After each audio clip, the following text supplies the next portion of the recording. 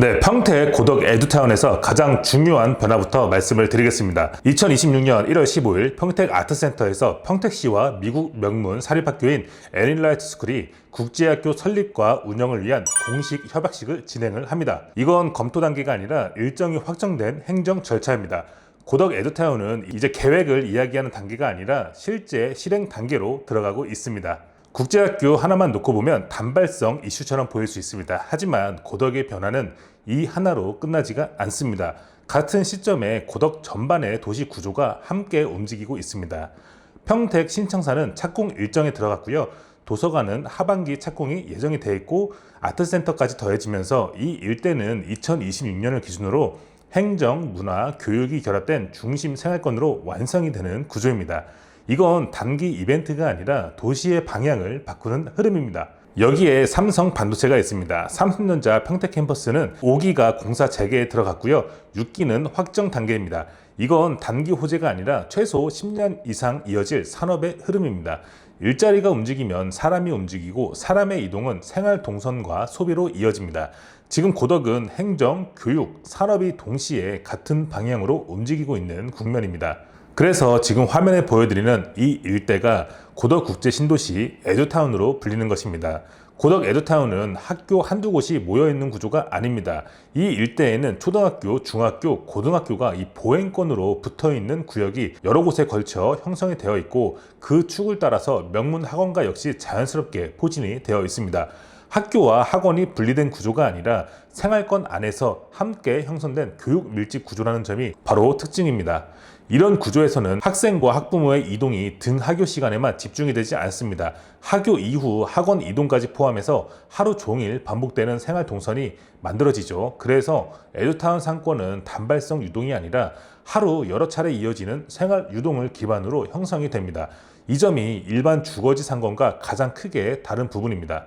이 주변 아파트에 거주하는 아이들은 이 학교들을 이용할 수밖에 없는 통합 구조를 가지고 있고 그 등하교 동선이 자연스럽게 이 단지 내 상가 앞을 지나가게 됩니다. 중요한 점은 이 상가가 미래도 파밀리의 한 단지의 상가가 아니라는 점입니다. 인근 여러 단지의 통합 동선이 함께 겹치는 위치입니다.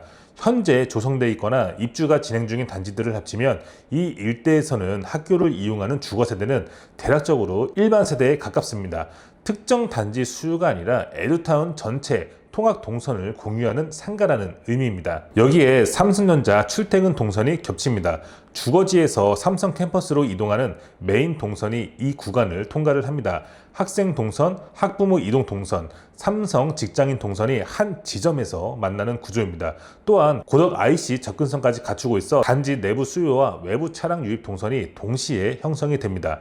또 하나 중요한 구조가 있습니다. 이 단지는 커뮤니티 시설과 단지 내 상가가 바로 인접해 있습니다.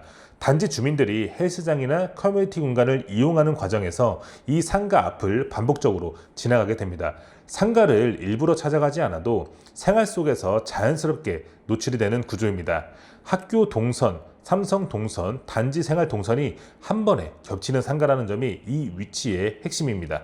이제 이 상가 자체 이야기를 좀 해보겠습니다. 이번에 나오는 미래도 파밀리의 단지 내 상가는 입찰 방식으로 공급이 됩니다. 위치와 동선을 놓고 보면 왜 이 시점에 입찰이 나오는지 구조적으로 이해가 됩니다.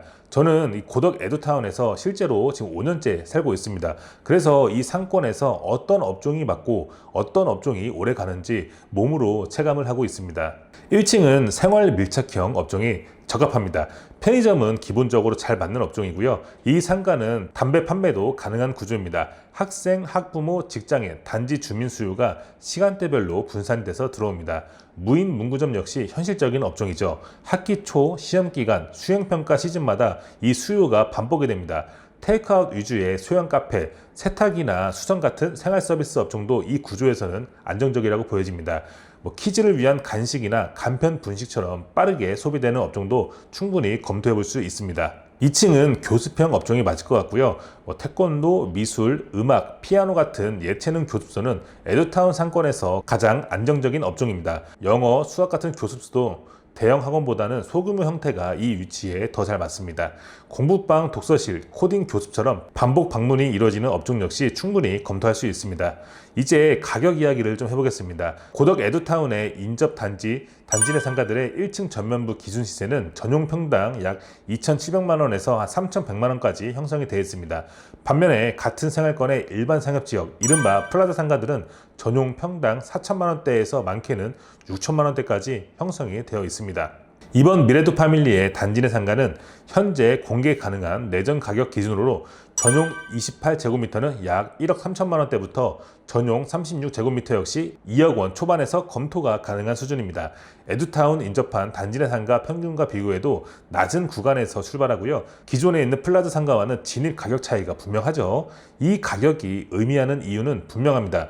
분양가가 저렴하면 운영 부담이 줄고 그만큼 수익률도 충분히 나올 수 있는 구조가 만들어지기 때문입니다. 상가는 시작 가격이 중요합니다. 진입 가격이 낮으면 실 운영을 하든 향후 임대 전환을 하든 선택지가 훨씬 더 넓어지죠. 물론 지금 같은 시장에서 단기 수익률만을 앞세운 투자는 쉽지가 않습니다. 그래서 이 상가는 단기 차익을 노리는 상품이라기보다는 실제로 운영을 하거나 장기 보유를 염두에 둔 실운영자에게 더 잘 맞는 구조입니다. 다만 투자 관점에서도 진입 가격이 낮고 생활 동선이 겹치는 구조이기 때문에 수익률 측면에서도 충분히 검토는 해볼 수 있는 상가라는 점은 분명합니다. 자, 정리해 보겠습니다. 국제학교는 방향을 보여주는 신호이고요. 이 고덕의 2026년 행정과 교육 인프라는 그 신호를 현실로 만드는 과정입니다. 여기에 삼성 반도체라는 산업의 축이 더해지면서 이 일대는 앞으로도 사람이 계속 머무를 수밖에 없는 구조로 움직이고 있습니다. 이 상가는 그런 변화 한가운데에 위치해 있습니다. 특정 단지 하나만을 보는 상가가 아니라 에듀타운 전체 통학 동선과 생활 동선을 함께 공유하는 자리고요. 그에 비해 진입 가격은 비교적 부담이 낮은 편이죠. 그래서 단기적인 숫자보다는 구조와 활용 가능성을 함께 볼 필요가 있는 상가입니다. 오늘 영상은 이 상가를 제가 무조건 추천하기 위한 이런 영상은 아니고요. 다만 왜 이 시점에 왜 이 위치에서 이런 조건의 상가 입찰이 나왔는지 그 배경을 설명드리는 영상입니다. 판단은 각자의 몫일 거고 관심 있는 분들은 입찰 일정과 조건을 차분하게 살펴보셔도 좋겠습니다. 저는 개인적으로 이 고덕국제 신도시가 입주민들이 많이 들어서고 있는데요. 그에 충분한 인프라와 이런 상권 활성화도 응원을 하고 있습니다. 오늘은 여기까지 영상을 마무리하도록 하겠습니다. 감사합니다.